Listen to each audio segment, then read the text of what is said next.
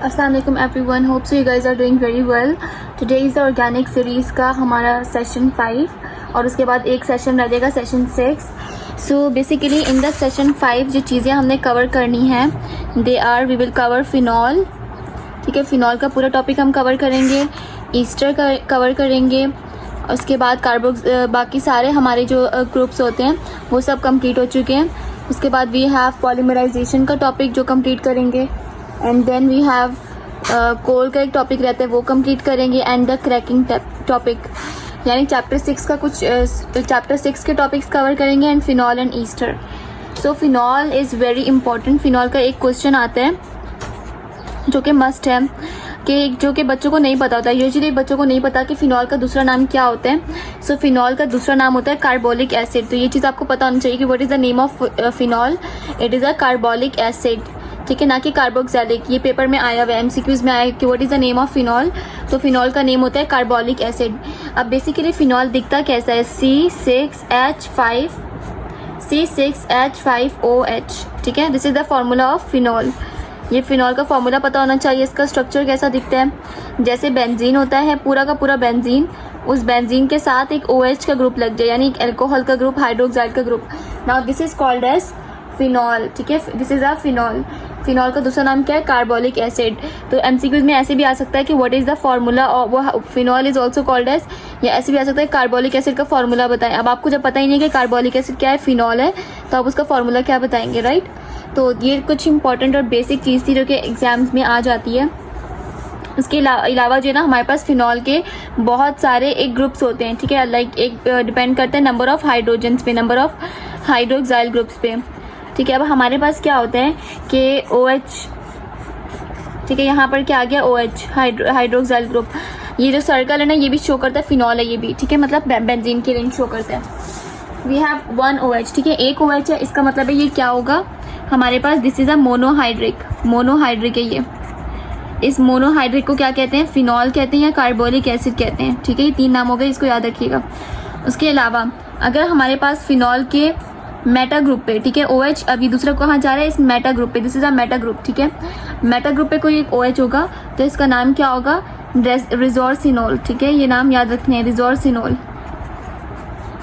This is a resort यानी डायहाइड्रिक है. ये डायहाइड्रिक है क्यों, क्योंकि इसके पास क्या है, 2 हाइड्रोक्साइल के ग्रुप है. इसी तरह अगर हमारे पास फिनॉल के पास जो है वो 3 OH के ग्रुप है. ठीक है, यहाँ पर हमारे पास कितने ग्रुप हैं, OH के 3 OH के ग्रुप हैं. तो अब इसका नाम क्या होगा, pyrogallol. Pyrogallol is the name of this. ठीक है, इसको क्या कहते हैं, पायरोगैलोल कहते हैं. इसके पास 3 है यानी पायरोगैलोल क्या होता है, हमारे पास ट्राईहाइड्रिक होता है. 3 हाइड्रोक्साइल ग्रुप होते हैं. ठीक है, ट्राईहाइड्रिक होता है. नाउ लेट्स डिस्कस इसके कुछ और जो ग्रुप होते हैं जिसके अंदर फिनॉल इन्वॉल्व होता है लेकिन उनके नाम डिफरेंट हैं. ठीक है, जैसे कि हमारे पास होता है पी क्रिसॉल. क्रिसॉल कहते हैं. ठीक है, क्रिसॉल क्या होता है कि बेसिकली ये फिनॉल का ग्रुप है, इसके साथ CH3 का ग्रुप लगा होता है, इसको कहते हैं क्रिसॉल. ठीक है, cresol have the CH3 group in the para. ये पैरा क्या होता है मैंने आपको बताया था, अगर आपने नहीं देखा तो आप पिछले ऑर्गेनिक सेशन में जाके देख लें, लिंक पर डिस्क्रिप्शन में डाल दूंगी. ठीक है, ये पैरा क्रिसॉल. और वैसे मैंने इसकी एक अलग से प्लेलिस्ट बना ली है, तो you can go and check out the playlist as well. ठीक है, this is the p cresol. अब हमारे पास एक और होता है कि OH के साथ क्लोरीन का ग्रुप आ रहा है. ठीक है, OH के साथ क्लोरीन. अब ये क्लोरीन कहाँ पर आ रहा है, यहाँ पे, इसे कहते हैं क्लोरोफिनॉल. इसका नाम तो बिल्कुल बेसिक है, जैसे आपको chlorophenol. Then we have a catechol. ठीक है, कैथिकोल क्या होता है, बेसिकली हमारे पास फिनॉल का ग्रुप होता है. ठीक है, ये फिनॉल का ग्रुप है, इसके साथ हमारे पास 2 OH कंसेक्यूटिव लगे हुए हैं. ठीक है, 2 OH consecutive, this is a catechol. ये आपको सारे फिंगर टिप्स पे आने चाहिए, व्हाट इज कैथिकोल.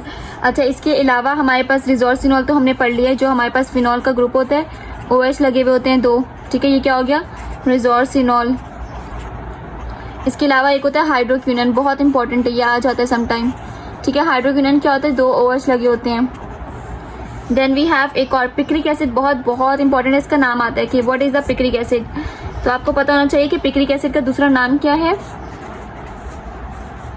पिक्रिक एसिड का दूसरा नाम होता है 2,4,6 ट्राई नाइट्रोफिनॉल. अब कैसे होता है इसको देख लेते हैं. पिक्रिक एसिड में क्या होता है कि एक फिनॉल का ग्रुप होता है, दिस इज फिनॉल ग्रुप. ठीक है, जिसपे OH लगा हुआ है. ठीक है, और बाकी 3 साइड पे नाइट्रोजन है, NO2 NO2 NO2, ठीक है। अब देखें ये इसका 1 कार्बन, ये 2 कार्बन, तो ये 2, 3 कार्बन, ये 4 कार्बन, ये 5, ये 6, ठीक है। तो कहाँ कहाँ पर लगा हुआ है, 2 पे लगा हुआ है, 4 पे लगा हुआ है, 6। तो पिक्रिक एसिड का दूसरा नाम पेपर में आता है तो उसका नाम कहता है 2,4,6 tri nitrophenol, it belongs to the phenol group, ठीक है। ये कुछ बेसिक थे जो कि बहुत इंपॉर्टेंट है, आपको आने चाहिए फिनॉल के बारे में। अच्छा, इसके अलावा जो है अब यहाँ से देख लेते हैं कुछ इसके प्रिपरेशंस वगैरह डिस्कस कर लेते हैं, मेथड्स ऑफ प्रिपरेशन, इसको कैसे प्रिपेयर करते हैं। अब इसे हम 2 तरीके से एक करते हैं, क्लोरोबेंजीन से, ठीक है। ये दिस इज अ बेंजीन के साथ क्लोरीन का ग्रुप है, ठीक है। क्लोरोबेंजीन से करते हैं और दूसरा बेंजीन सल्फोनेट से इसको प्रिपेयर कर सकते हैं। क्लोरोबेंजीन से जो बनाने का प्रोसेस होता है ना, उसका दूसरा नाम होता है डाउन्स प्रोसेस, ठीक है। This is a downs process, इसको डाउन्स प्रोसेस भी कहते हैं। अब ये बेंजीन का रिंग लगा हुआ है, साथ में क्लोरीन है, NaOH है। ये क्या करेगा, यहाँ पर ये पूरा OH और ये H का ग्रुप अलग हो जाएगा, ये इसके साथ मिलकर क्या बन जाएगा, HCl, और ये पूरा ONA का ग्रुप यहाँ पर आ जाएगा, ठीक है। ONA बन गया प्लस HCl।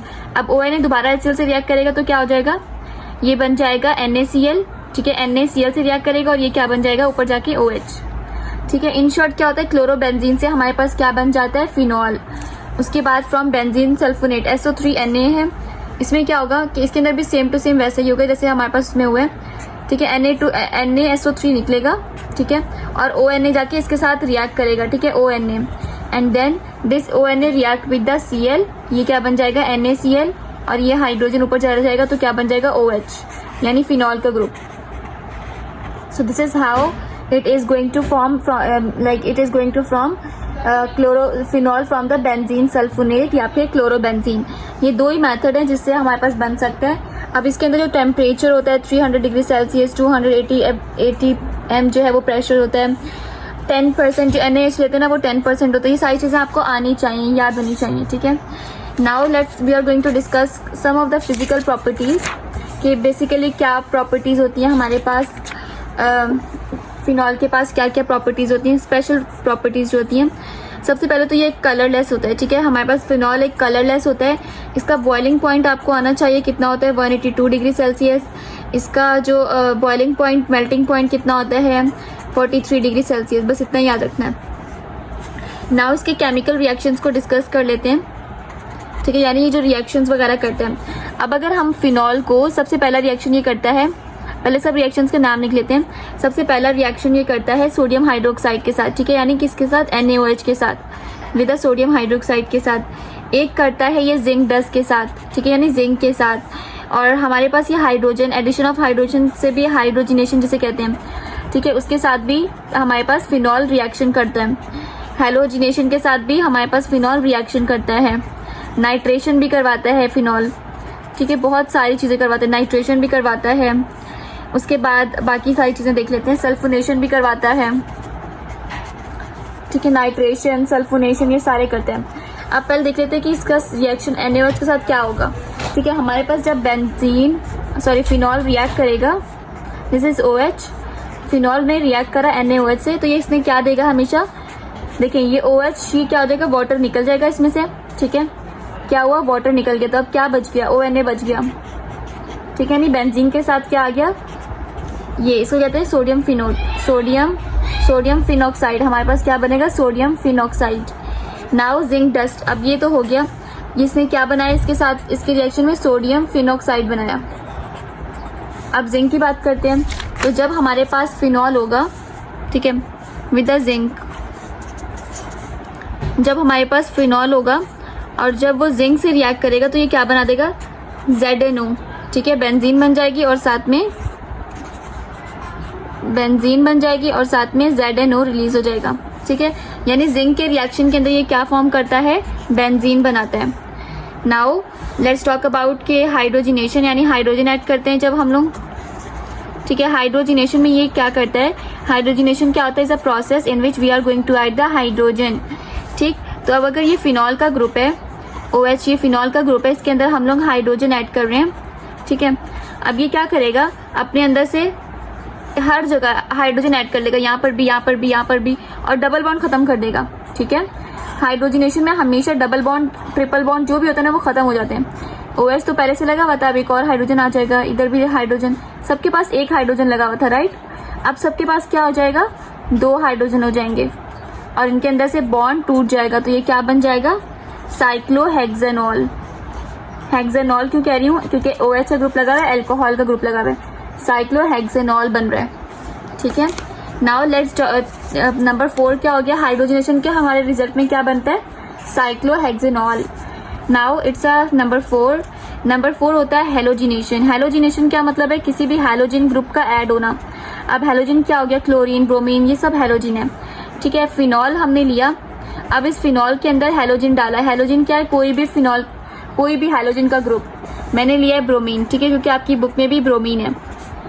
तो अब ये क्या करेगा, ब्रोमीन आ जाएगा, ठीक है। इसकी जगह पे क्या आ गया, OH का ग्रुप वैसे ही रहेगा और यहाँ पर ब्रोमीन आ जाएगा, डबल बॉन्ड सब कुछ वैसे ही रहेगा, ब्रोमीन आ जाएगा, यहाँ पर भी ब्रोमीन आ जाएगा। इसका नाम, जैसे हमने, आपको याद होगा पिक्रिक एसिड बना था, जैसे 3 नाइट्रोजन लगे हुए थे उसके अंदर, ठीक है, 3 नाइट्रो ग्रुप थे उसके अंदर। इसी तरह इसके अंदर क्या हो जाएंगे, 3 ब्रोमीन ग्रुप्स हो जाएंगे। इसका नाम क्या बन जाएगा, 2,4,6 ट्राई ब्रोमोफिनोल, ठीक है। ये सिर्फ आपको पता होना चाहिए कि ये कैसे बनता है, बाकी इसके अंदर इतना वो नहीं आता, सिर्फ पेपर में ऐसे आता है कि आप ये बताएं हाइड्रोजनेशन से क्या बनता है, तो आपको पता होना चाहिए साइक्लोहेक्सेनॉल बनता है। और वैसे फिनॉल के अंदर जो मोस्ट इंपॉर्टेंट चीज़ है वो सबसे स्टार्ट के अंदर जो हमने पढ़ी थी, फिनॉल के अंदर कौन कौन से होते हैं, रेसिजोल होता है, पायरोगेलोल होता है, ये सारी चीज़ें इसके अंदर इंपॉर्टेंट है। Now we are going to discuss about number 5, that is about the nitration, ठीक है। नाइट्रेशन क्या होता है, हमारे पास NO2 का ग्रुप ऐड कर रहे होते हैं, यानी नाइट्रिक एसिड ऐड कर रहे हैं। दिस इज अ फिनॉल, ठीक है। फिनॉल के अंदर हमने क्या डाला है, नाइट्रिक एसिड, ठीक है, HNO3 डाला है, यानी HNO3 डाला है। तो अब हमारे पास क्या होगा, ये हमारे पास HNO3 के रिजल्ट में हमारे पास बनेगा ऑर्थो एंड पैरा नाइट्रोफिनॉल, ठीक है। OH तो लगा हुआ है ना, हमने 2 यूज़ किए बेसिकली, 2 फिनॉल। तो अब ये OH क्या कर सकता है, ऑर्थो नाइट्रो भी बना सकता है, यहाँ पर ये ऑर्थो है, ठीक है, ऑर्थो नाइट्रोफिनॉल भी बना सकता है, उसके अलावा ये पैरा भी बना सकता है, ठीक है। तो ये डिपेंड करता है, यहाँ पर OH है तो यहाँ पर नाइट्रो ग्रुप है NO2, ठीक है। ऑर्थो भी बना सकता है और पैरा भी बना सकता है, सो इट डिपेंड। तो अब आप एक चीज़ याद रखिएगा, नाइट्रेशन के अंदर क्या होता है, ऑर्थो ग्रुप भी बन सकता है और पैरा भी बन सकता है। पैरा मतलब बिल्कुल सामने वाला, ऑर्थो मतलब उसके साइड वाला, ठीक है। तो नाइट्रेशन के रिजल्ट में ऑर्थो और पैरा दोनों, क्योंकि हमारे पास जो OH होता है ना वो ऑर्थो पैरा होता है, ठीक है। अगर आपको याद हो, अगर आपने पढ़ा ऑर्थो पैरा एक्टिवेटिंग और डीएक्टिवेटिंग ग्रुप जो बेंजीन में पढ़े थे ना, ये सारे वही हैं। OH क्या होता है हमारे पास, ortho para deactivating and activating group होता है। अब अगर ये हमने डाइल्यूट डाला था, ठीक है, डाइल्यूट डाला तो उसने क्या बनाया, ऑर्थो और अलग से बनाया, पैरा अलग से। लेकिन अगर पेपर में आता है कि हम डाल रहे हैं कंसेंट्रेटेड नाइट्रिक एसिड, ठीक है, नाइट्रिक एसिड, तो अब इसकी ग्रुप जब कंसेंट्रेटेड डालेंगे तो एक चीज़ याद रखिएगा, आपके पास जो चीज़ बनेगी वो होगी पिक्रिक एसिड। पिक्रिक एसिड का फॉर्मूला क्या होता है, 2,4,6 ट्राई नाइट्रोफिनॉल, ठीक है। ये कैसे बनेगा मैं आपको बना के दिखा देती हूँ। लेकिन जब भी कंसेंट्रेटेड नाइट्रिक एसिड डलेगा तो हमारे पास हमेशा पिक्रिक एसिड बनेगा, ठीक है। कैसे बनेगा, ये देखिए, हमने डाला है फिनोल का ग्रुप, ठीक है। फिनोल के ग्रुप के अंदर हमने HNO3 डाल दिया, HNO3। अब 3 डालें, तो अब इसने क्या किया, क्योंकि ये बहुत कॉन्सेंट्रेटेड है तो एक ही फिनॉल से ये रिएक्ट करेगा, और ऑर्थो और पैरा पे डालता है तो ये ऑर्थो और पैरा पे डालेगा, ठीक है। तो इसने क्या बना दिया, 2,4,6 tri nitrophenol which is called as picric acid, जो किससे बना है, कंसेंट्रेटेड नाइट्रिक एसिड। अब MCQs में आपसे आ सकते हैं कि if we are going to take the dilute, question आपके पास इस तरह से आ सकता है कि let suppose we are going to use the dilute nitric acid with the, ठीक है, डाइल्यूट नाइट्रिक एसिड विद, किसके साथ यूज करें हम, dilute nitric acid with the phenol, result will be, ठीक है। तो रिजल्ट क्या होगा, हमारे पास एक लिखा होगा ऑर्थो नाइट्रोफिनॉल, एक होगा पैरा नाइट्रोफिनॉल, एक होगा पिक्रिक एसिड, ठीक है, और एक होगा ऑर्थो एंड पैरा ठीक है, नाइट्रोफिनोल, और एक होगा मेटा नाइट्रोफिनोल। तो आपका आंसर क्या होगा, दिस वन। जब भी डाइल्यूट की बात करेंगे, डाइल्यूट की जब भी बात होगी ना, तो आपने याद रखना है ऑर्थो एंड पैरा बोथ बनते हैं। जब भी कंसेंट्रेटेड की बात होती है, कंसेंट्रेटेड की, तो पिक्रिक एसिड बनता है, ठीक है। ये चीज़ याद रखने की चीज़ें यही पेपर में आ रही होती हैं। अब बात कर लेते हैं कि सल्फोनेशन क्या होता है। सल्फोनेशन एक प्रोसेस होता है, ठीक है, जिसके अंदर हम H2SO4 डालते हैं, ठीक है। फिनॉल के अंदर, ये हमारे पास क्या है, फिनॉल, उसके अंदर हमने H2SO4 डाला है, ठीक है। इस H2SO4 की वजह से हमारे पास जो चीज़ें बनती है ना वो होता है OH का ग्रुप लगा होता है इधर, OH, और SO3H बनता है, यानी हमारे पास पैराफिनोल भी बनता है सल्फोनिक एसिड, और हमारे पास कौन सा बनता है, OH मेटा भी बनता है। ठीक है, तो अब इसके अंदर एक चीज़ याद रखिएगा, टेम्परेचर की बातें हैं कि जब भी हमारे पास ये दो रिएक्शन करते हैं ना तो ये भी बन सकता है, ये भी बन सकता है, ये दो चीज़ें जो बन सकता है। अब कब पता चलेगा आपको कब किसने ज़्यादा बनना है? ये क्या है हमारे पास, पैराफिनोल सल्फोनिक एसिड। ठीक है, सल्फोनिक एसिड, ये क्या है, मेटाफिनोल सल्फोनिक एसिड। ठीक है, this is something that we want to know about the sulphonation, कि देखें जब भी आपके पास टेम्परेचर होगा, कम टेम्परेचर, ठीक है, लाइक 15 एंड 20 डिग्री सेल्सियस, ठीक है, इनके दरमियान अगर आपके पास 15 और 20 डिग्री सेल्सियस है ना, तो हमेशा याद रखिएगा इस कम टेम्परेचर के अंदर जो ज़्यादा चीज़ बनती है ना वो ये होती है। ठीक है, मेटाफिनोल ज़्यादा बनेगा, लेकिन अगर आपके पास क्या बनेगा ज़्यादा, मेटाफिनोल ज़्यादा बनेगा। ठीक है, लेकिन अगर टेम्परेचर बढ़ा देते हैं, दैट इज 100 डिग्री सेल्सियस, तो जो चीज़ ज़्यादा बनेगी वो क्या होगी हमारे पास, दिस वन, पैराफिनोल। ठीक है, क्योंकि देखिए टेम्परेचर ज़्यादा है ना तो ये ज़्यादा दूर तक जा सकता है, तो ज़्यादा दूर तक ज़्यादा बनेंगे। ठीक है, तो क्या बनेगा ज़्यादा, पैराफिनोल सल्फोनिक एसिड। सही, एक बार दोबारा से आपको बता देती हूँ कि देखिए हमारे पास क्या होता है कि सल्फोनेशन इज़ अ प्रोसेस जिसके अंदर हम लोग फिनॉल के अंदर डालते हैं H2SO4, ठीक है, रिएक्ट कराते हैं।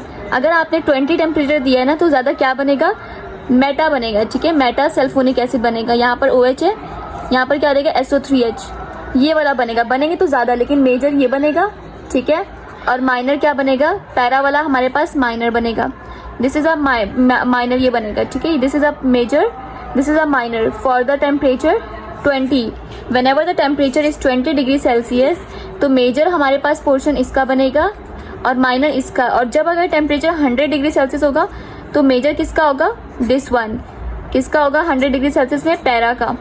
ठीक है, इसको कहीं पे लिख लीजिएगा क्योंकि ये इंपॉर्टेंट है बहुत। ठीक है, इसके अंदर यही इंपॉर्टेंट है कि किसके अंदर मेजर बनता है, किसमें ज़्यादा माइनर बनता है और कब बनता है। इसके बाद जो है हम थोड़े से यूजेस देख लेते हैं कि हमारे पास फिनॉल वगैरह कहाँ कहाँ यूज़ होता है। ये हमारे पास बहुत अच्छा डिसइंफेक्टेंट होता है, इन्फेक्शन के ख़िलाफ़ यूज़ करते हैं इसको, गार्गल्स वगैरह में भी यूज़ करते हैं। एस्पिरिन, आपको पता है एस्पिरिन क्या होता है, is a medicine. Picric acid की पिक्रिक एसिड में प्रिपरेशन में भी हमने इसको पढ़ा था। स्प्रेज में बहुत यूज़ करते हैं, सोप्स में यूज़ करते हैं, प्लास्टिक्स वगैरह में यूज़ करते हैं, और एंटीसेप्टिक भी है ये। ठीक है, तो ये चीज़ें जो कि आपने याद रखना है। वैसे हमने पढ़ा था फॉर्मेल्डिहाइड भी क्या था, एंटीसेप्टिक था, और फिनॉल भी। तो पेपर में आता है कि कौन दो हैं जो एंटीसेप्टिक है, ये MCQ आए हुए हैं। तो formaldehyde and phenol, they both are the antiseptic. ठीक है, तो ये चीज़ें याद रखिएगा। Now we are going to discuss about the ester, कि बेसिकली ईस्टर के अंदर हम क्या क्या, ईस्टर होता क्या है, कैसा ग्रुप दिखता है। अच्छा, ईस्टर्स,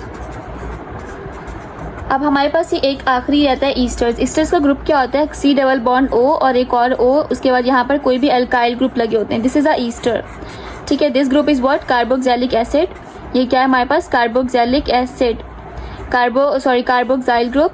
ठीक है, कार्बोक्साइल ग्रुप के साथ O का कोई भी ग्रुप लगेगा, this is called as ester. Carboxyl group is replaced by an alkyl group, is called as esters. ठीक है, अब ये बनता कैसे हमारे पास, ईस्टर्स याद रखिएगा कि हमेशा कार्बोक्सिलिक एसिड से बनते हैं। ठीक है, किससे बनते हैं, carboxylic acid.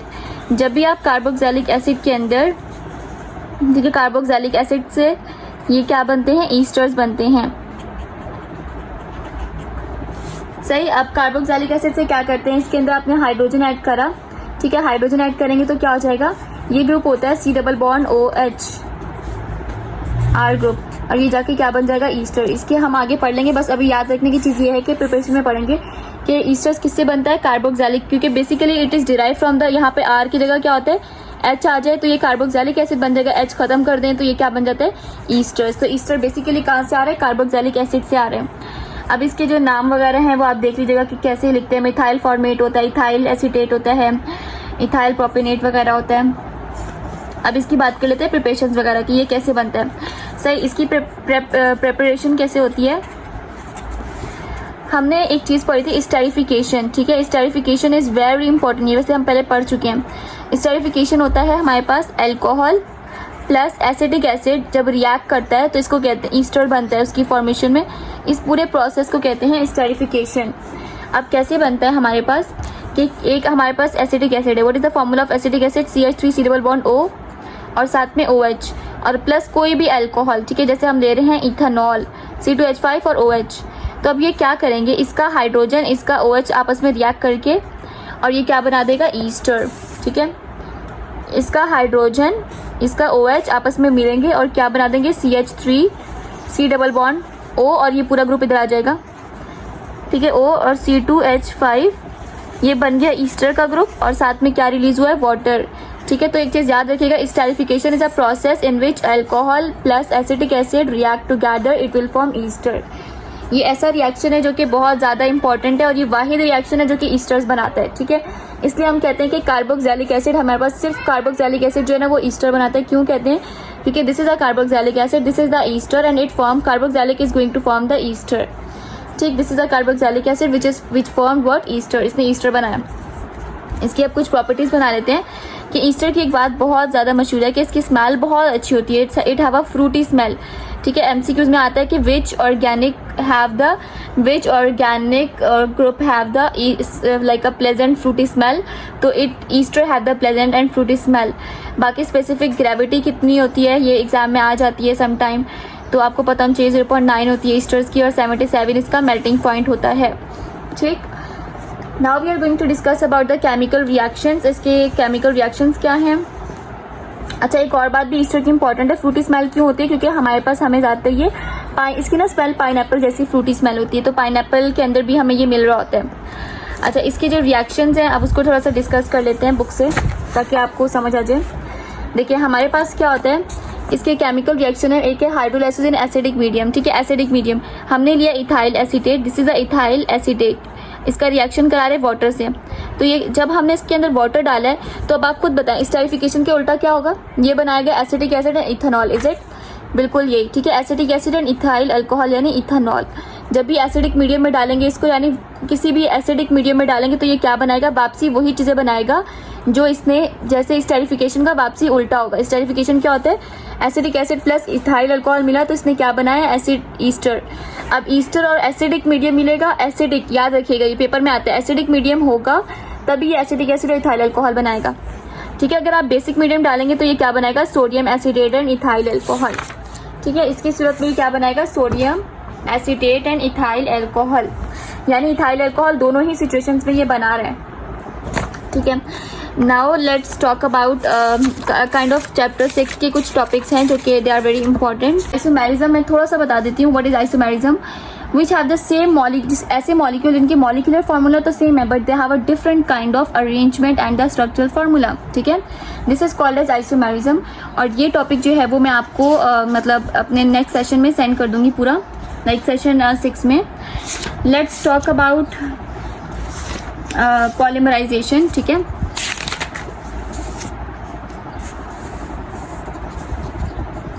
Let's talk about the polymerization. So polymerization एक ऐसा प्रोसेस है in which very small molecule, ठीक है। पॉलीमराइजेशन क्या होता है कि एक कोई बड़ा पॉलीमर, कोई एक बड़ी चीज, पॉलीमर कैसे बनता है, छोटे छोटे मॉलिक्यूल जब मिलते हैं तो ये क्या बनाता है, कोई बड़ा मॉलिक्यूल, ठीक है। इसको कहते हैं पॉलीमर, जिसके अंदर small molecules combines together and they will form the large molecule, ठीक है। अब इसकी बेसिकली दो टाइप्स हैं, पॉलीमराइजेशन हैव 2 टाइप्स, एक होती है एडिशन पॉलीमराइजेशन, ठीक है, एडिशन पॉलीमराइजेशन, और एक होती है कंडेंसेशन पॉलीमराइजेशन। अब एडिशन पॉलीमराइजेशन वो होती है जिसके अंदर सेम मॉलिक्यूल्स, ठीक है, यानी एडिशन पॉलीमराइजेशन के अंदर हमारे पास सेम मॉलिक्यूल्स जो हैं वो आपस में कंबाइन होते हैं, सेम मॉलिक्यूल कंबाइंस टुगेदर। जबकि हमारे पास कंडेंसेशन में क्या होते हैं, different molecules combines together and they will form what, a polymer, a big polymer, different molecules जो हैं वो मिलेंगे। और इसके रिजल्ट में, एडिशन के रिजल्ट में हमारे पास जो है वो वाटर रिलीज नहीं होता, नो वाटर रिलीज, ठीक है, नो वाटर रिलीज। जबकि कंडेंसेशन के अंदर क्या होता है कि वाटर हमारे पास रिलीज होता है। अब इनकी एग्जांपल पेपर में बहुत आती हैं, फॉर एग्जांपल पॉलीइथीन, ठीक है, पॉलीइथाइलीन कहते हैं उसको, ठीक है। और इसकी एग्जांपल हमारे पास बहुत अच्छी है, बेकेलाइट की एग्जांपल इसकी, ठीक है। अब हम इसको देख लेते हैं कि इसके एग्जांपल्स को थोड़ा सा डिस्कस कर लेते हैं। इनको तो हमने डिटेल में कर लिया कि क्या क्या इनका डिफरेंस भी लिखवा दिया है। अच्छा देखिए, आपके पास क्या होता है पॉलीइथाइलिन, इथाइलिन, इसका मतलब है इसके आपने कहा था सेम मॉलिक्यूल्स मिल रहे हैं, तो इसके अंदर सेम मॉलिक्यूल्स क्या होंगे, जैसे इथाइलिन के same molecule CH2 double bond CH2, ये बहुत सारे मॉलिक्यूल्स मिलेंगे तो ये क्या बनाएंगे पॉलीइथाइलिन। कैसे बनाएंगे CH2 CH2 CH2 CH2, this is called as polyethylene, बहुत बड़ी चेन होगी, ठीक है। Ethylene same number of ethylene मिलेंगे, ठीक है, same molecules combines together then it will form the addition. अगर डिफरेंट मॉलिक्यूल होंगे, फॉर एग्जांपल बेकिलाइट का पेपर में एमसीक्यूज बहुत आता है कि ये किससे बनता है, तो ये किससे बनता है फिनॉल प्लस फॉर्मेल्डिहाइड से क्या बनता है बेकिलाइट। तो ये चीज भी याद रखिएगा, phenol plus formaldehyde will form the bakelite. अब इसके पास आप फिनॉल डालें बेकिलाइट, फिर दोबारा से फिनॉल, फिर दोबारा से बेकिलाइट, फिर दोबारा से फॉर्मेल्डिहाइड, तो ये पूरा क्या बनाएगा बेकिलाइट। अब ये कैसे बनता है उसका स्ट्रक्चर भी दिखा देती हूँ। CH2 और किसी फिनॉल ग्रुप के साथ ये रिएक्ट कर लेगा, फिर दोबारा साथ में CH2, फिर एक फिनॉल ग्रुप आ जाएगा, ठीक है। तो this is called as a bakelite. अब बेकिलाइट के एक एमसीक्यूज बहुत मजे का आते हैं, बहुत ज़्यादा आता है इससे, क्योंकि ये it's a kind of something की जो बहुत इंपॉर्टेंट है for the MDCAT point of view and also for your FSC। देखिए बेकलाइट क्या होता है हमारे पास, इसके एमसीक्यूज आ सकते हैं। Bakelite is form by the, बच्चे को भूल जाते हैं तो याद रखिएगा फॉर्मेल्डिहाइड प्लस फॉर्मेल्डिहाइड, ठीक है। बेकलाइट कैसे बनता है हमारे पास फॉर्मेल्डिहाइड प्लस हमारे पास एल्कोहल, सॉरी फिनॉल, ठीक है। फिनॉल प्लस फॉर्मेल्डिहाइड से बेकलाइट बनता है। और बेकलाइट किसके एग्जांपल में आता है, कंडेंसेशन के एग्जांपल में आता है। क्यों आता है, बिकॉज इसके अंदर से वाटर का रिलीज होता है, ठीक है, रिलीज द वाटर। तो this is the best example, this is the polymerization topic full. Basically polymerization क्या होता है, छोटे छोटे मॉलिक्यूल्स को combines together form a big molecule and then it have two types, one is addition, other is condensation. In addition polymerization same molecules combine, but in the condensation a different kind of molecule combined. For example we are going to discuss about the बेकिलाइट। बेकिलाइट के अंदर हमारे पास दो चीजें होती हैं, एक होता है फॉर्मेल्डिहाइड, ठीक है, एक होता है ये फॉर्मेल्डिहाइड का ग्रुप हो गया, और एक होता है फिनोल का ग्रुप। जब ये दोनों मिलती है तो ये दे विल फॉर्म द बेकिलाइट, ठीक है। अब इसके हमारे पास एमसीक्यूज कैसे कैसे आ सकता है कि बेकिलाइट का फॉर्मूला क्या होता है और बेकिलाइट किन दो चीजों से मिलकर बनता है, बेकिलाइट एडिशन रिएक्शन देता है या कंडेंसेशन देता है और क्यों देता है, ठीक है। So this is very important. ये कुछ ऐसा चीजें हैं जो आपको याद रखने की बातें हैं और ये एमसीक्यूज में आ जाते हैं। उसके अलावा एक इस चैप्टर के अंदर जो है एक चार्ट है वो मैं आपको दिखाना चाहती हूँ। This is very very important chart कि देखिए बिलो 20 डिग्री सेल्सियस क्या होता है, कार्बन 1 से 4 में ये क्या प्रोड्यूस करते हैं, नेचुरल गैस होता है। 5 से 6 में पेट्रोलियम ईथर, ये आपने पूरा रटना है पूरा। आपके एमसीक्यूज में आता है कि बताएं कैरोसिन जो है ना वो किस, उसका बॉइलिंग रेंज क्या है, बहुत ज्यादा। गैसोलिन और कैरोसिन तो बहुत आता है, डीजल भी आया हुआ है, ठीक है। तो कैरोसिन का क्या होता है, ये टेम्परेचर है, कार्बन कौन से इन्वॉल्व है, ये कार्बन इन्वॉल्व है। तो ये पूरा चार्ट आपने याद जरूर करना है, ठीक है। इसके अलावा let's talk about the some of the coal के हमारे पास कोल कैसे बनते हैं, ठीक है। ऑर्गेनिक कंपाउंड्स कैसे बनते हैं। ऑर्गेनिक कंपाउंड जो है यहाँ पर देखिएगा, ये इसको कहीं लिख लीजिएगा कि देखिए कोल हमारे पास बेसिकली कोल किस 3 फॉर्म में होता है, ठीक है। एक सॉलिड फॉर्म में, एक लिक्विड फॉर्म में, एक गैस फॉर्म में। अब जो सॉलिड फॉर्म में जो हमारे पास होता है कोल, उसको कहते हैं हम कोक, ठीक है। क्या कहते हैं इसको, कोक। अब कोक कैसे बनता है, प्योर कार्बन से बनता है, आयरन एंड स्टील होता है, सही। अब बात करते हैं लिक्विड वाले जो कोल होता है उसको कहते हैं कोल टार, ठीक है।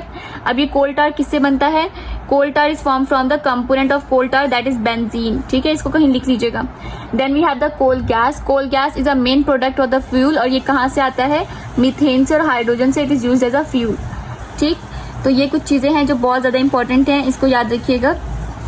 उसके अलावा ये देखें कि सुई गैस की कॉम्पोजिशन वगैरह आती है कि देखिए 100 kg ऑफ कोल तार अगर लिए तो कितना बेंजीन देगा, 1 to 2 kg ऑफ बेंजीन देगा। उसके अलावा उसकी कॉम्पोजिशन क्या है, मीथेन। हमारे पास सबसे ज्यादा कोल गैस यानी सुई गैस के अंदर सबसे ज्यादा जो मतलब सुई गैस यानी नेचुरल गैस जो होती है सबसे ज्यादा जो होता है वो मीथेन होती है, ठीक है। मीथेन कितना होता है 94.6%, विच इज वेरी मैक्सिमम। उसके अलावा कार्बन डाइऑक्साइड सबसे ज्यादा मिनिमम में होती है, दैट इज 0.02%। तो ये चीज याद रखनी है। इसके अलावा एक और चीज याद रखिएगा कि देखिए आपके पास जब बिटुमिनस कोल होते हैं, ठीक है, मैं इसको इससे लिख लेती हूँ। Whenever you have the bituminous coal, ठीक है, जब भी आपके पास क्या है बिटुमिनस कोल है तो इसकी डिस्ट्रक्टिव डिस्टिलेशन, डी मतलब डिस्ट्रक्टिव डिस्टिलेशन करने से क्या आता है, कोल तार आता है, ठीक है, जो कि 100 kg आपको ऑब्टेन होता है। उसके बाद इसकी फ्रैक्शनल डिस्टिलेशन करने से आपको क्या आता है, बेंजीन आता है, ठीक है। और बेंजीन कितना आएगा, 1 से 2 kg। अगर 100 kg ऑफ कोल तार लेंगे तो 1 to 2 kg बनेगा, ठीक है। अगर 50 kg ऑफ कोल तार लेंगे तो कितना बनेगा, 0.5 से 1 kg ऑफ बेंजीन आपको मिलेगा फ्रॉम द फ्रैक्शनल डिस्टिलेशन। तो अब चीज याद रखिएगा, how you obtain coal tar, तो coal tar is obtain from the destructive distillation, जबकि benzene is obtain from the fractional distillation. ये एमसीक्यूज में आता है, इसलिए मैंने सोचा आपको बता दूं, ठीक है।